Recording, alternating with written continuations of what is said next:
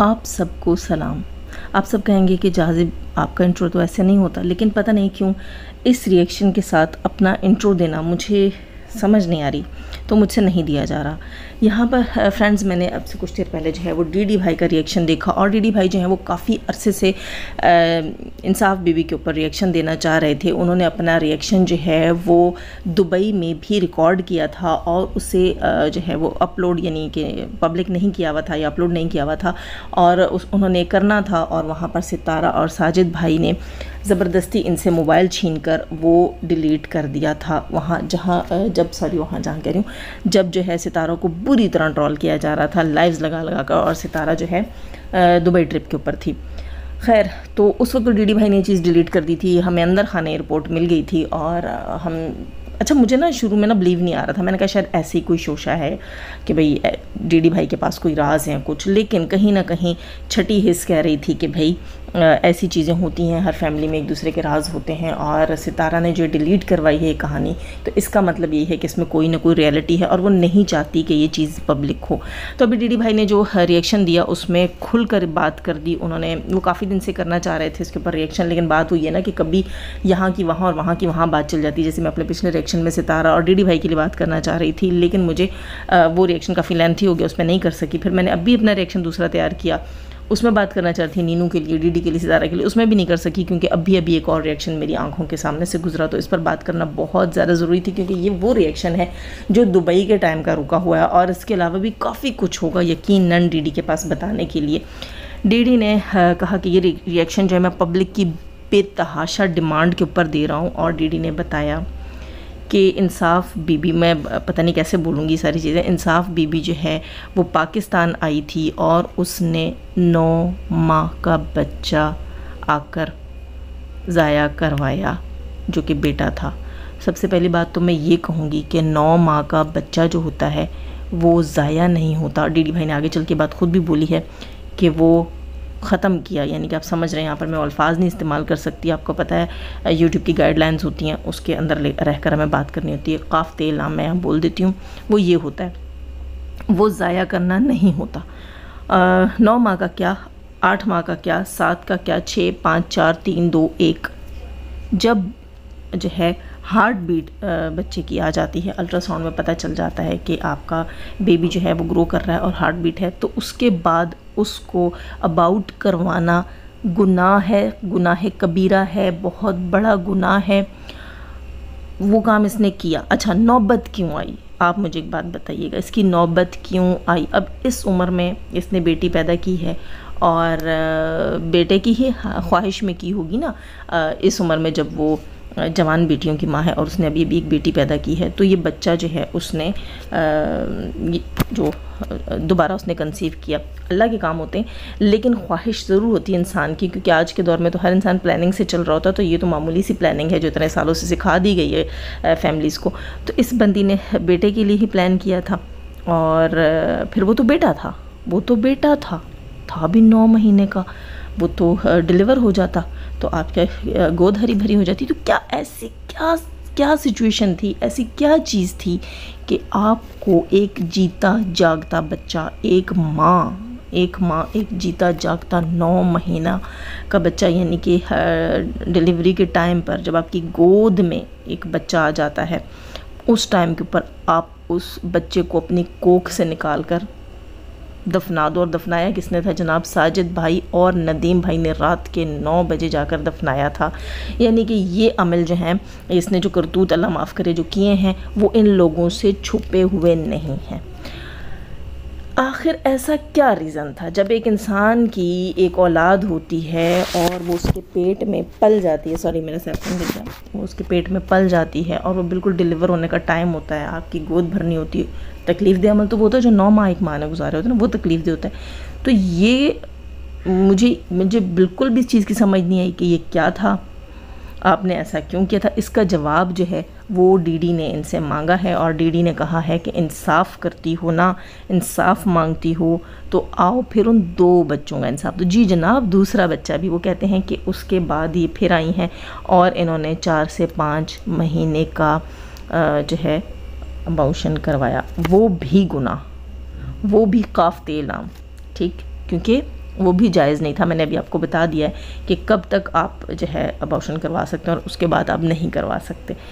इतने बड़े बड़े मैं कहूँगी जुर्म ही कहूँगी इनको, नौबत क्यों आई, उसकी रीज़न क्या थी? आप तो अपने हस्बैंड के साथ रहती थी, वहाँ तो और किसी के साथ रहती नहीं थी, तो आपको बेहतर पता होगा ना कि भाई हस्बैंड के साथ रहने वाली औरत, क्योंकि अगर हम एकदम स्ट्रेट बात करें, जैसे कि हम सोचते हैं, जैसे कि हम दूसरों को देखते हैं, आपकी तरह नहीं, क्योंकि आपने तो दिखा दिया ना, आपने तो साबित कर दिया कि आप दूसरों को कैसे देखती हैं। आपने अपनी बहन को दूसरों के आगे साबित कर दिया कि आप दूसरों को कैसे देखती हैं। तो आपने अपनी बहन को जैसे देखा आप वैसे ही देखती होंगी, लेकिन हम जो आपको रोकते रहे हम वैसे देखते हैं।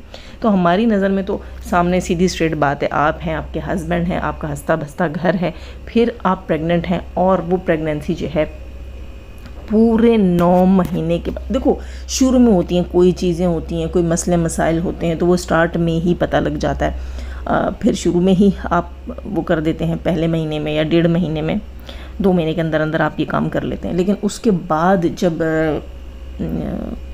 मतलब तकलीफ़ वाला टाइम होता है ना, बहुत तकलीफ़ का, औरत शुरू में अक्सर औरतें खाती नहीं हैं, उसके बाद जो है वो बैठना उनके लिए मुश्किल हो जाता है, चलना फिरना, घर के काम काज करना, मौसम को बर्दाश्त करना।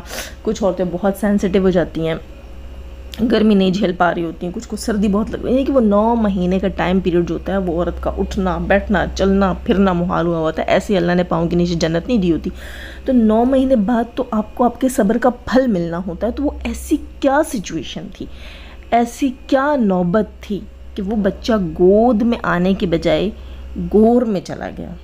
बहुत बड़ा सवाल यहाँ जो है वो आपने पैदा कर दिया है, बहुत बड़ी सच्चाई यहाँ डीडी ने रख दी। यकीनन ये वीडियो अब जो है वो डीडी भाई से डिलीट करवा दी जाएगी, क्योंकि जाहिर सी बात है वो ये इनका फैमिली धंधा है कि दूसरों के ऊपर इल्ज़ाम लगाते हैं, और जब इनके लिए सच्चाई इनसे रिलेटेड सच्चाई जो है वो पब्लिक होती है तो ये फ़ौरन से पहले डिलीट करवाने की कोशिश करते हैं। लेकिन बात ज़बान से और तीर कमान से निकल जाए तो ये आपका अपना नहीं रहता। अब क्या जवाब है आपके पास? 2 बच्चे आपने जो हैं वो काफ़ते इलाम किए हैं, और जो कि बहुत बड़ा जुर्म है वो आपने किया। यहाँ पर तो आप आके इंसाफ मांगती हैं। तो अब आप बताएं कि उन बच्चों का इंसाफ कौन देगा, और गुनाहगार तो आप भी हैं। तो इंसाफ खेल रही थी, तो इस बात का जवाब अब आपको देना पड़ेगा। आपको तो बहुत शौक़ है ना पाक जगहों पे बैठकर वीडियोस बनाने का। अच्छा, वही पाक मकामात दोस्तों, वही पाक मकामात जहाँ ये बैठकर रोती हैं, रिकॉर्डिंग्स करती हैं और नौज़ुबिल्लाह अस्तग़फ़िरुल्लाह कुरान को उठाती हैं, वहीं से ये प्रेग्नेंट होकर आती हैं और आकर यहाँ पाकिस्तान में ये वाली कार्रवाइयाँ करती हैं। और वही सारी चीज़ें इनके आगे सवाल बन के आती हैं कि जनाब वतुइज़्ज़ु मन तशा वतुज़िल्लु मन तशा। बहुत बहुत बड़ी बात है इसमें, और डीडी ने बहुत बड़ा राज खोला है। ये बंदी जो चीख रही है, चिल्ला रही है, इसने ख़ुद को जलील करवा दिया है। वो होगा इसके साथ, वो होगा। अगर इसके ये जराइम हैं तो फिर तो होगा ना, क्योंकि देखो मुझे इस चीज़ की बिल्कुल कख समझ नहीं आ रही दोस्तों। मैं कहती हूँ मुझे कख समझ नहीं आ रही कि आखिर ऐसा कौन सा रीज़न। देखो अगर आप प्रेग्नेंट होते हैं और बेबी के साथ कोई ऐसी चीज़ें होती हैं कि बेबी अक्सर जो है ना डॉक्टर मतलब पहले ही बता देते हैं बेबी का मूवमेंट नहीं है, बेबी की बॉडी सही से नहीं बनी, कुछ बच्चों के अल्लाह माफ़ करे हेड नहीं बनते, लेकिन वो तमाम चीज़ें डॉक्टर्स आपको 4th मंथ में 5th मंथ में बता देते हैं, और वो फिर ख़ुद आपका जो है वो DNC जो है वो कर देते हैं डॉक्टर्स। ठीक है, तो मुझे नहीं पता अब मेरी ये वीडियो कहाँ जाएगी, क्योंकि पिछली वीडियोस के ऊपर भी मेरे यही इश्यूज़ आ रहे थे इन ये अल्फाज की वजह से। हालांकि ये तो मुनासिब अल्फाज हैं जो कंसीव करना और बाकी चीज़ें जितनी भी हैं जो मैंने इस उसमें बोली हैं, सिनेरियो में बोली हैं, इस किस्म की जो टेक्निकल वर्ड्स हैं जो इस सिचुएशन के साथ रिलेट करते हैं, उनके ऊपर भी जनाब हमारे लिए इशू आ जाता है YT के ऊपर। खैर, तो ये काम ही ऐसे करते हैं यार। देखो ये चीज़ें YT भी अलाउ नहीं करती, ठीक है, और ये लोग वो काम करते हैं जो गाइडलाइंस के ख़िलाफ़ हैं, वो काम ये करते हैं। अल्लाह ताला ने भी वही गाइडलाइंस दी हुई हैं। तो यहाँ मोहतरमा अब आप क्या जवाब दोगी? वही मुंह लेकर आओ ना, वही सब कुछ दिखाओ ना, वही तो बताओ ना कि जब आप दूसरों से तवक्को करती हैं कम्प्लीटली नेक होने के, साफ़ पाक होने के। मैं नहीं कहती कि भाई साफ़ पाक नहीं होना चाहिए, किसी बुराई को का साथ देना चाहिए, लेकिन मैं कह रही हूँ कि अगर हम किसी कि मिसाल के तौर पे कह रही, मैं इसमें आपको वो नहीं करती, आपको ये नहीं कह रही कि जो आपने कहा था वो सही था, मैं सिर्फ एक एग्जांपल के तौर पे कह रही हूँ कि अगर हमें किसी का कोई ऐब पता हो और हम उसकी पर्दादारी करते हैं, ठीक है, पर्दा पोशी करते हैं, तो अल्लाह ताला हमारे ऐबों की भी पर्दा पोशी करता है। लेकिन अगर हम किसी के ऐबों की पर्दादरी करते हैं तो फिर इसी तरह अल्लाह ताला दरबदरी करता है। आपके अपने ऐसे कौन से कारनामे थे, आखिर ऐसे कौन से कारनामे थे जो आपको इमरजेंसी में पाकिस्तान आना पड़ता था और फिर आपको यही सगी बहन, यही बहनोई, अरे बहन को छोड़ो, उस बहनोई की औलादों को तुमने रुसवा किया। ला हौल। वैसे एक अजीब सी बात है ना, जो बंदी अपनी औलाद की नहीं है, वाकई मैं बोलूँ इसका दिल इतना पत्थर कैसे है, इसके सीने में जो दिल है भी कि नहीं है, तो वो अब पता चल रहा है कि तुम्हारे सीने में तो दिल ही नहीं है भाई, पत्थर होगा कोई जो अपनी औलाद के लिए सब कर सकता है। फिर या तो इसे सिचुएशन पता होगी कि औलाद क्या थी और क्या नहीं थी, इसे ख़ुद सिचुएशन पता होगी कि कैसी थी, हम तो अल्फाज भी नहीं बोलना चाहते, ठीक है, कि इसे आकर छुप छुपा के चोरी छुपे ये काम करने पड़े।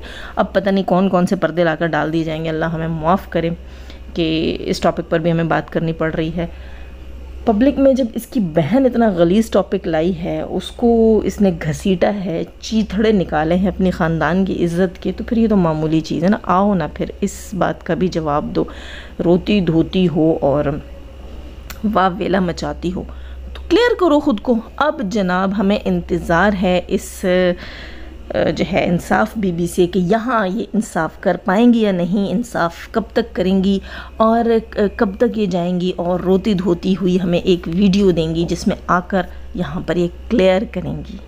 फिर उसके बाद जो अगले पॉइंट्स हैं वो मैं आपके साथ डिस्कस करूँगी। लाइक कीजिएगा, नए हैं तो सब्सक्राइब कीजिएगा। बहुत अफसोस के साथ मैंने वीडियो बनाया है, किसी को बुरा लगा हो तो मैं सॉरी करती हूँ। अब टॉपिक है तो उस पर बात तो होगी। अल्लाह हाफ़िज़।